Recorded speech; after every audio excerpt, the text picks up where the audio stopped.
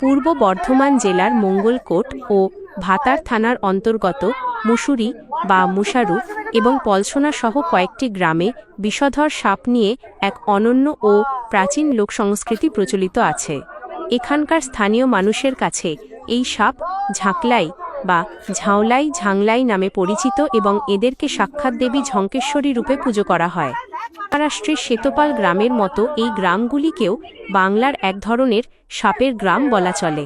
মুসুরি, পলসনা এবং দুই পোশলা গ্রামের বাড়িঘর, রান্নাঘর, গোয়ালঘর কিংবা ধানের গোলার আশেপাশে বিষধর কেউটে বা গোখরো প্রজাতির এই সাপগুলি অত্যন্ত শান্তভাবে ঘুরে বেড়ায়।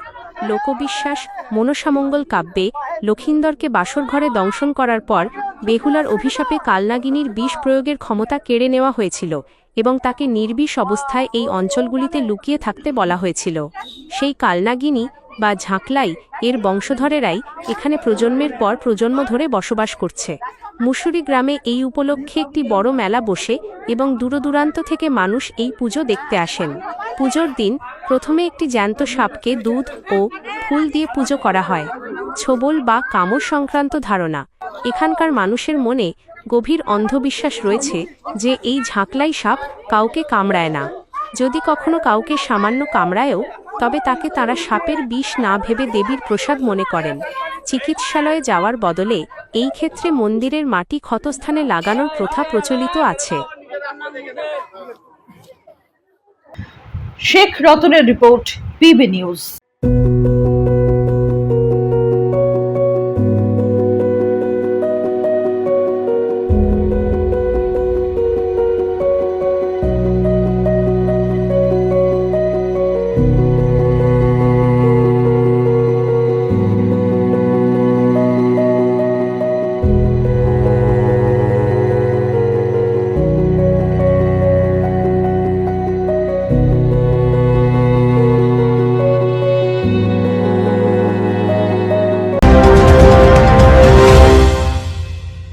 ডিগ্রি করার পরেও চাকরি নেই, অথবা স্কুল কলেজের পাশাপাশি একটা কোর্স করে ব্রাইট ক্যারিয়ার বানাতে চান?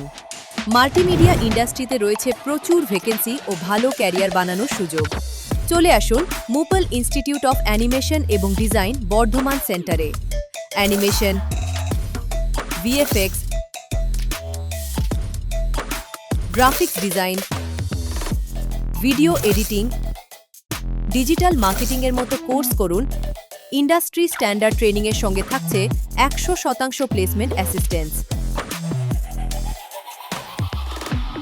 আজই যোগাযোগ করুন স্ক্রিনে দেওয়া নম্বরে।